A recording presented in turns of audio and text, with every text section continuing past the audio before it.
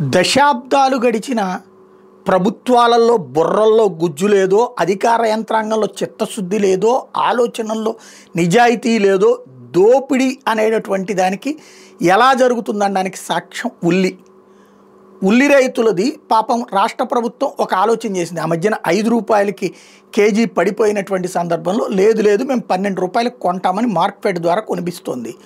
దాన్ని మన రైతు బజార్లో 15 రూపాయలకి అమ్మిస్తోంది. ఇవాళ రోజున మనం ఇళ్ళ దగ్గర కొనుక్కుంటే ఉల్లిపాయ ఎంతో తెలుసా? 25 రూపాయలు కేజీ. 25 రూపాయలు విజయవాడ గుంటూరులో అమ్ముతున్నారు, కర్నూలు దగ్గర నుంచి వచ్చేటటువంటి ఉల్లి.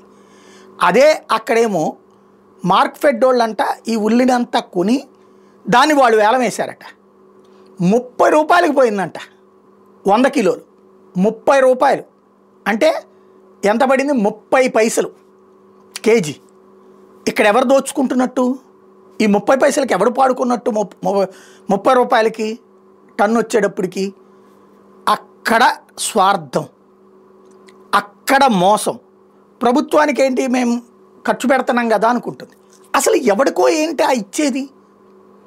ఇక్కడ రాష్ట్ర వ్యాప్తంగా ప్రజల దగ్గరికి లారీల్లో పోయించండి, ఆ మార్కెట్ చేత పెట్టించే డబ్బు లేదు, లారీలకి పోయించి ఆ ఉల్లిపాయలన్నింటినీ ప్రతి ఊర్లో చంద్రబాబు గారి బొమ్మ పెట్టుకోండి, పవన్ కళ్యాణ్ గారి బొమ్మ పెట్టుకోండి, లోకేష్ గారి బొమ్మ పెట్టుకోండి, అవసరమైతే అచ్చెన్న గారి బొమ్మ కూడా పెట్టండి, ఎందుకంటే వ్యవసాయ శాఖ మంత్రి ఆయన కాబట్టి.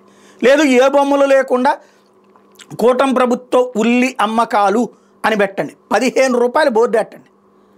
జనం ఎగబడి కొంటారు. మైకు పెట్టి అనౌన్స్ చేయండి, జనం ఎగబడి కొంటారు. అవసరమైతే ఓ ప్రచారం చేయండి. కానీ ఇక్కడ ప్రభుత్వపు సొమ్ముని 1200 రూపాయలు పెట్టి ప్రభుత్వం కొంటున్న మార్కెట్ కొంటుందని 30 రూపాయలకు కొంటున్నాడంటే వాడు 30 రూపాయలకే 30 పైసలకి మనకు అమ్ముతాడా? లేదే. మరి మన దగ్గరకు వచ్చేటప్పటికి 5 రూపాయలు 30 రూపాయలు ఉంటుంది.